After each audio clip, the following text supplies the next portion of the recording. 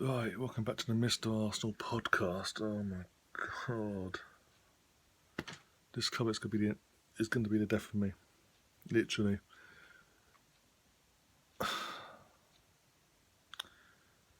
So, Arsenal's B team, basically, which has got Premier League experience, by the way.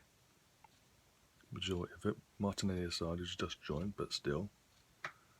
The rest of them, Premier League experience. Mesut Ozil, even our back line, Premier League proven to an extent, but they played in Premier League basically against Liverpool's youth team, basically, apart from Oxlade-Chamberlain, Milner, Lallana, and Origi, and for half the game, Ketia. The entire squad, apart from the players I just mentioned, we face Liverpool's youth team tonight in the Carabao Cup. And what do you think happened? You think by that Arsenal would win? Think about our line-up and our bench to theirs. We'd absolutely batter them. They've got their fourth choice goalkeeper in goal as well, who's obviously youth. We've got the goal side of it. We scored 5. But we also conceded 5. And I ain't fucking joking. And yeah, even our goals were scrappy. One of our goals was offside, in my opinion, but that is what it is. But every goal we conceded all 5 were fucking avoidable as fuck. Mustafi at first, with their own goal 5 minutes in. Just being a Mustafi of old. All season on this channel I've been praising him left, right and centre, saying good on him, he's bounced back this, and then tonight he's like, fuck you. And literally not once, not twice, numerous times done a Mustafi on us. Done the old school Mustafi. Even the 5th goal he made the error. He made, in my opinion, an error that led to the build up of the equalising goal.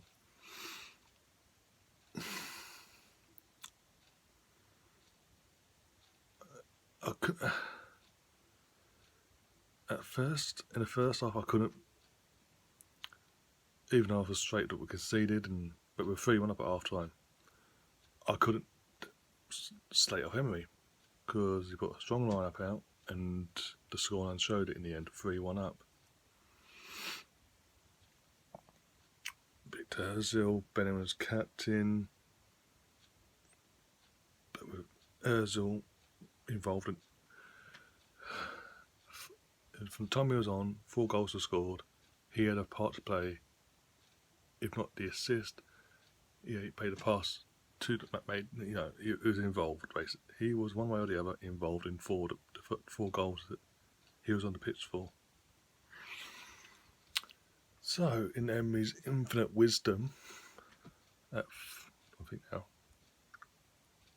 it's 4-2 or just. I don't know. No, it's 4-3, sorry. In infinite wisdom at 4-3, decided to take our only creative player off the pitch for Mathieu Guendouzi, who, with all due respect, is completely different to what Ozil gives us. Something completely different to what Ozil gives us. But yeah, takes him off. And you start asking questions like, why? What the fuck? Now looking at something result-wise, you've got to ask, did Emery's own ego get the better of him? Because for once, Ozil stepping up, doing the right bits tonight, doing the right things that he's been asked of, he was doing it all. And still got subbed off. Off the ball, tracking back, tackling, doing what he's been asked all this time. And still gets subbed. You got to ask, was it? And as I said, did his own ego get the better of him that he had to sub him off? And then what makes matters worse, he takes our only defensive midfielder off in Torreira, and from that we just fall apart.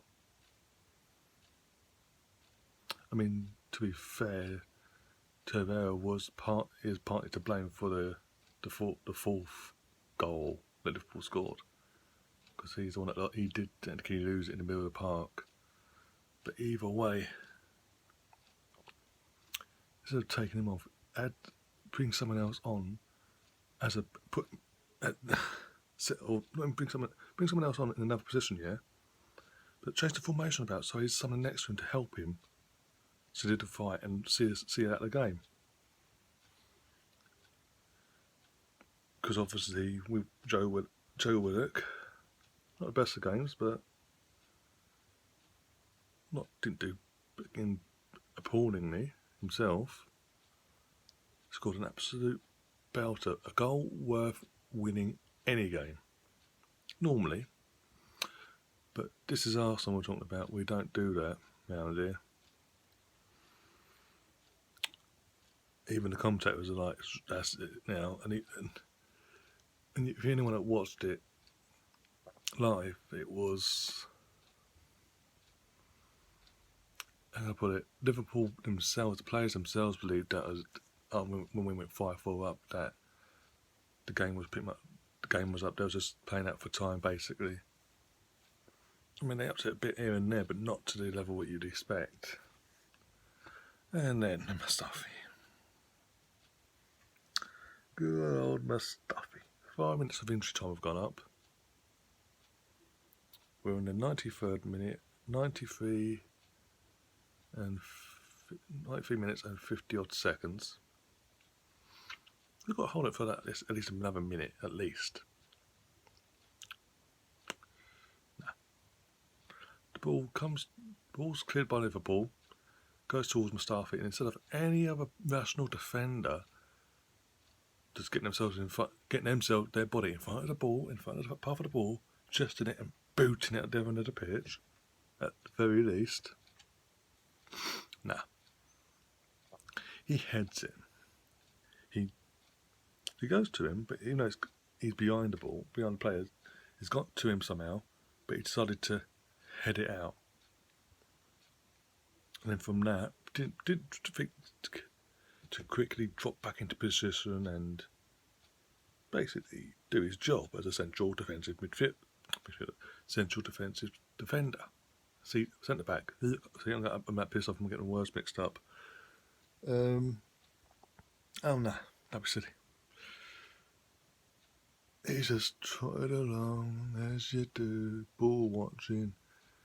In the meantime, 3-4 passes into the box, ball goes across the face of goal, falls to Origi, and he puts it in the goal with ease. And it's 5-5. And from that, the second that happened, because I literally seconds before sitting in with my brother watching the game, and I said, if it goes, because I talked about penalties, does it go penalties at extra time? And I said, no, this year they've decided straight to penalties. Bang. 5 seconds after I said that, bang, 5-5. And from that, honestly, I said we would lose the game. I said we're going to lose on penalties to Liverpool's youth team. By a few players outside on the pitch, we're losing to Liverpool's youth team. On pens. Well, in general, we're losing to them anyway. We're not winning this. We're not going to win.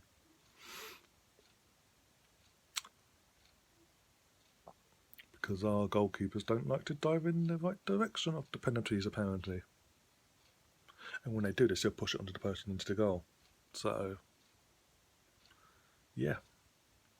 We're out of the Carabao Cup. When literally Klopp handed it on a plate to us, to be honest. With the lineup he picked, the players he picked for tonight, it was handed to us on a plate. We scuffed up at first. we got a foothold, went 3-1 up, looking pretty comfortable as well at half time. Going into half time, 3-1 up. Got to put a foothold in the game and show that show the experiences, the cream rises to the surface. And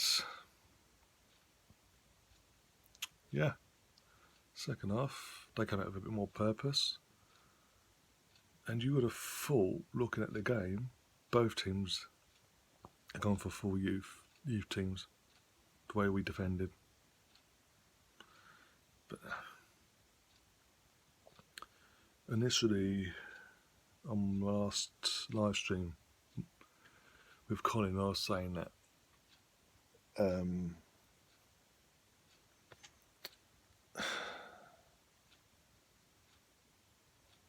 Emery gets until after the Leicester City away game, and that's it.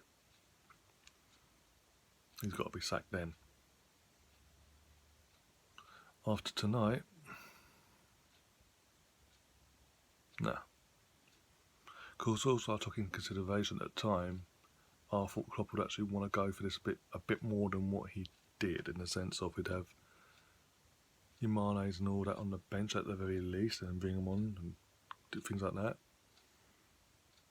A bit more strength and depth basically to what we went up against.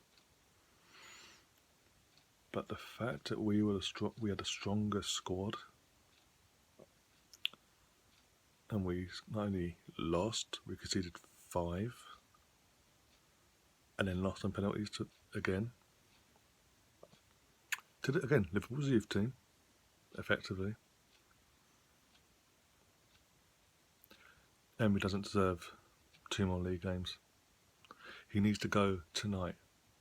If I wake up in the morning, he's still in the job, everything Josh Kroenke, Raul, Vinay, Edu have put out there during the summer about their ambitions as a club going forward. They want to be competing, this, that and the other.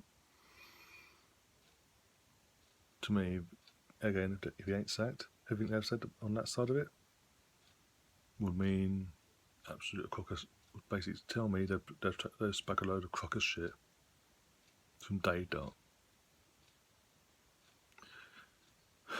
We are currently in our 3rd season of Europa League football. We cannot afford a 4th year.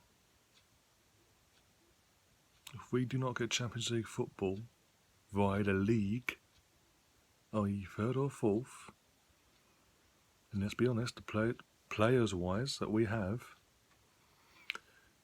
are good enough to be at least 3rd in this league on their day with the right coaching in this, you know.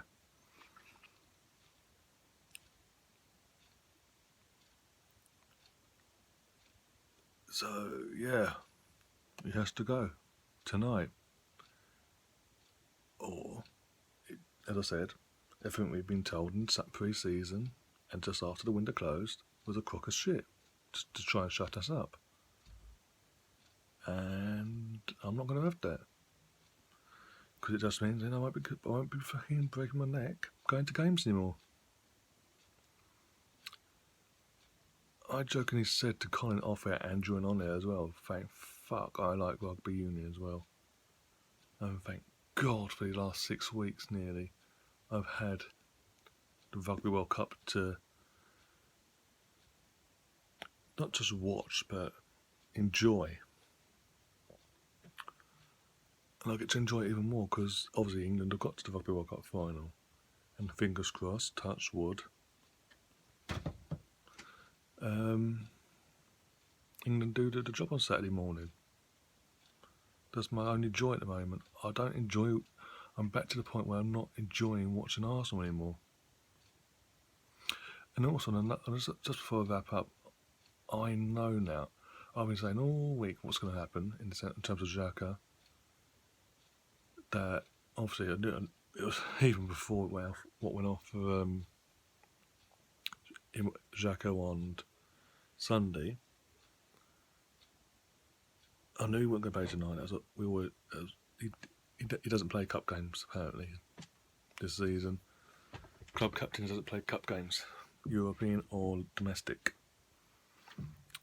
But I said he obviously won't play, but guarantee come Saturday 3 o'clock, home to Wolves, he'll play. And not only will he play and start, he'll have the armband still. And I've got this sneaky little feeling that Emery's now going to use the excuse of what happened tonight as a reason why he's bringing him back into the squad so quickly. And trust me, if he does that, it's going to be a bloodbath, because the fact that Emery's also thrown Xhaka under the bus yesterday in his press conference, saying he's, in his eyes, he should be giving an apology. The club have told Xhaka to give the apology, and that he refuses to any fan, that speaks volumes. And yeah, it'll be an absolute bloodbath if you know what I mean. Come Saturday, if he starts with the armband, because he's made as wrong as what the fans were to initially sarcastically jeer him. Initially, as I said in my live stream, he should not have reacted the way he did. If anything, and many people have said this since on their own channels and podcasts and this, that and the other, and even on like Sky Sports News, they've repeated what I've said. He sort of took it on the chin quickly, gone off, and after the match, have an interview, and then obviously that would have come up, and he could have voiced his frustrations that way. But no, don't be silly. I mean, the only positive I can take out of tonight, really, Martinelli, Meza,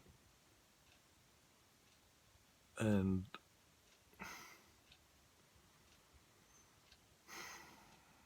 Joe Willock, because Saka didn't have the best of games. He's now, after doing what he did away to Frankfurt, he's now been literally thrown into the fucking lion's den by Unai. Game in, game out. And he's not doing it. And Unai, again, no management from Unai. He's meant to be a head coach in charge of players, and he's not coaching. He's not doing it properly. Because any coach worth your salt, you don't do what he's doing.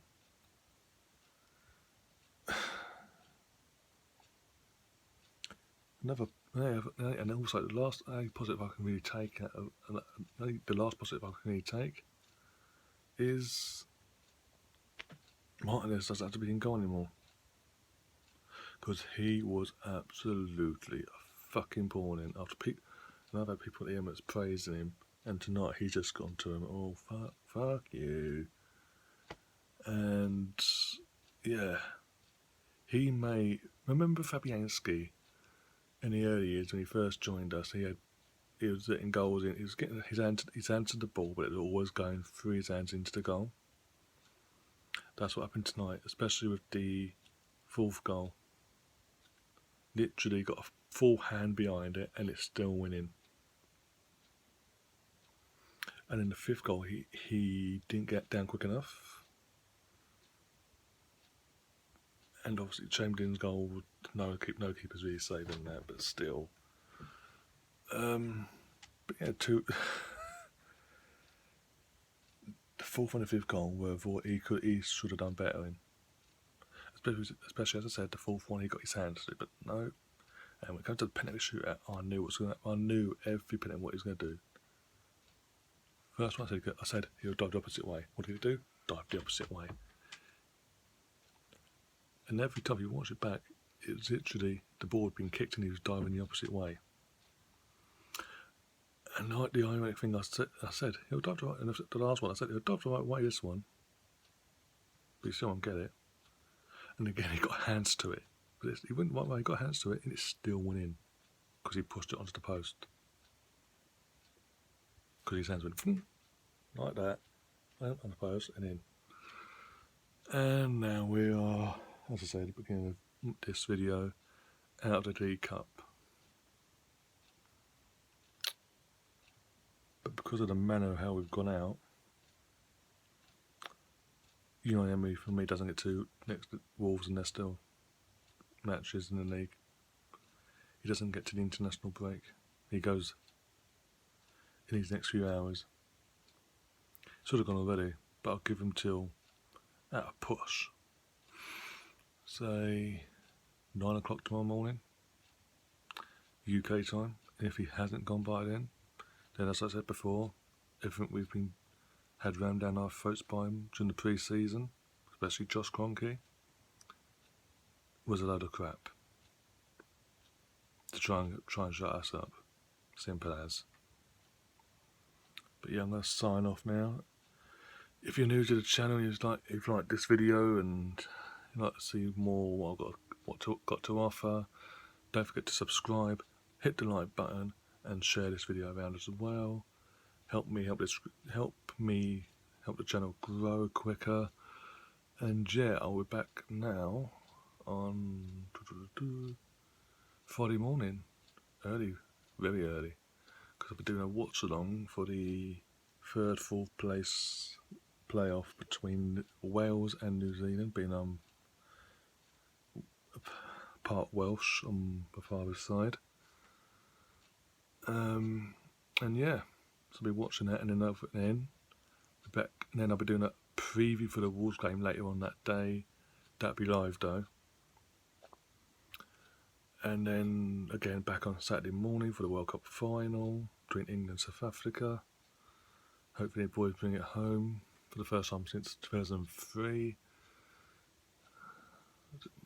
And then also from that, get myself together, actually go into the Wolves game. That'd be fucking interesting by the looks of it. I think we're going to get battered personally, as it's the mood I'm in now.